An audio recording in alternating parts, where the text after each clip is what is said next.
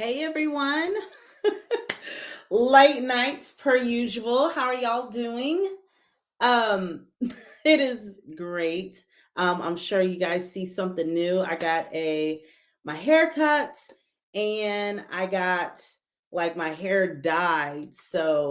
Um yeah.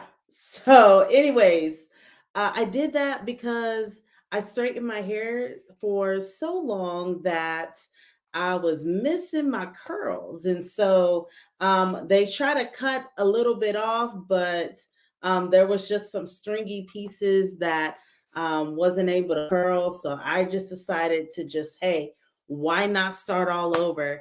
And it was funny because my husband was saying, well, usually whenever people cut their hair, that it is symbolic of a new season. And so little did I know that I would be entering into a new season. There'll be more details to that, but I just wanted to say, hey, excited to come back and really just come back, give some value, especially in regards to finances, taxes. Listen, we're going to talk about it all. Wealth, we're going to hit on it all because listen, like there is so much, and I'm excited because there's just some amazing things that are in the works, and I just cannot share with you guys.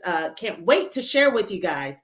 So today, I want to talk to you about the three, like the money matrix, right? The three moves that determine your money. So we know that sometimes there's financial bleeding. I know the title of it is How to Stop the Financial Bleeding, right? How do we stop the financial bleeding? And so let me go ahead and go live on Instagram. So we're talking about how do we stop the financial bleeding? And so step number one, if you want to stop the financial bleeding, if it's in your business, if it's in your personal, is to number one, identify the source of the financial bleeding. Like you really want to take an honest look at your finances and really find where are those points of where the financial bleeding is coming from, right? What are some of the symptoms of financial bleeding? Let's definitely get into it, right? So, what like if you guys want to put in the chat, if you guys want to put in the comments about what financial bleeding is to you, right? What does financial bleeding look like, right? So when I think about financial bleeding, I think about someone who maybe overspending, right? Someone who doesn't have enough money in the bank account. Maybe someone who has negative balances month after month. Maybe it is someone who just has negative cash flow, right? They're seeing profits, but they don't see any cash in their bank account. Maybe it's high debt, right? You have collectors calling, bill collectors calling, asking, where's my money, right? Those are some of the symptoms of financial bleeding, but it's important that if you are seeing some symptoms of financial bleeding that you need to get to the root cause, right? What's the source? What's causing the financial bleeding to take place, right? So, for instance, I can tell you that, um, you know, in our backyard, we have a couple of dogs, right? And there was at one point where we had a hole under our fence, and our dog would just go under the hole and run away, right? And so we would try to patch it up. And then next thing you know, the dog would find a way to escape. And then, run away from the house and run from under the fence, and we figured out like, okay, we really got to fix the root cause of why the dog runs away, right? Once we just try to put a little patch on it. And what I'll say is that that's what happens to your money, right? It's so easy for your money to like run away, just like my dog runs away, because you have holes within your business, within your financial construct that we're going to talk about today. And so let's get into it, right? Because we're tired of allowing money to just seep through the cracks and seep through the holes.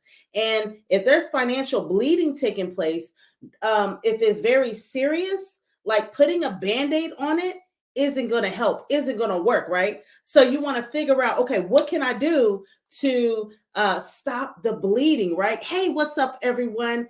Good morning from Nigeria. I see someone on Instagram. So let's talk about the money matrix, right? I love it, money matrix. So the first M in the money matrix, the three moves that determine your money is going to be your mindset. Number one is going to be your mindset. That's the psychology behind how you deal with money. So your mindset could either be an abundance mindset or a scarcity mindset. It can determine how you view money, right? What's your perception? How do you see money? Do you see that there's an abundance? Do you see opportunity? Or do you see a limited resource? Those are some of the mindsets that one can have around money. And so it's very important because the root cause of the mindset is going to be your belief. Your belief about money will determine how you respond to money, how much you allow into your life. If you have a scarcity mindset, sometimes you can build walls up to where you don't allow money to come in, and you definitely don't allow money to come out. So sometimes you can be your own enemy when it comes to getting to that abundance mindset, right? And so your mindset can also determine, go to number two, right? Go through and do some quick things, will determine your mood with money. So number one, we talked about the mindset, the psychology behind money, right? And how belief is the root cause of your mindset. And then we have your mood, right? What's the mood? Hey, it's your emotional response to money. How are you responding to money? That will determine what you will do with your money, right? You can be an emotional spender, right? So whenever you are feeling sad or depressed or have some type of anxiety, that you go out and you spend, right? And so I just don't want to point out to the emotional spenders, right? Oh no, I'm just an emotional spender, right? And a lot of people, they get a bad rap. But guess what? Let me go to the other side, right? For those business owners, right? For those who have businesses, sometimes you can be an emotional earner, right? Instead of being an emotional spender, where you're like, hey, I'm feeling bad. Let me go buy something new, right? Let me overspend. Let me run up my credit card bill. You can be an emotional earner. What does that mean?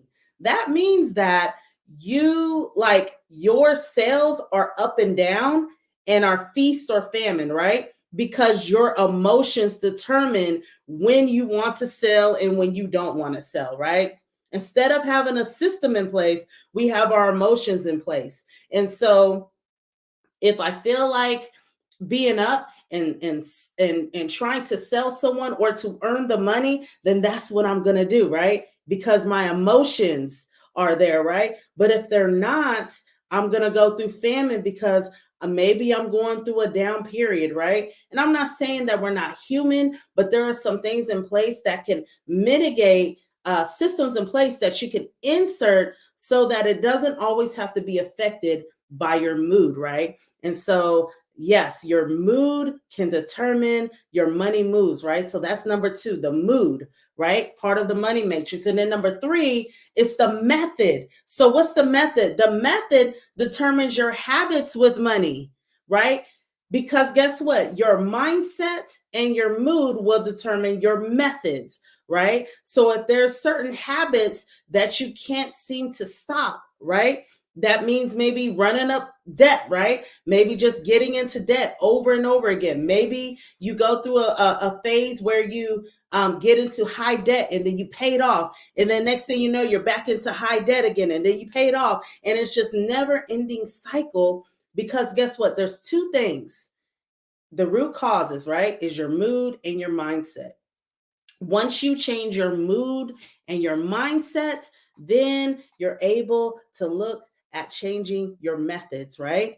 So they'll determine, like your mood and your mindset will determine how much you accumulate and how much you circulate, right? It determines how much money you accumulate because again, if you're looking at accumulating money, you have to look at your mindset, right? And look at, okay, do I have an abundance mindset or do I have a scarcity mindset?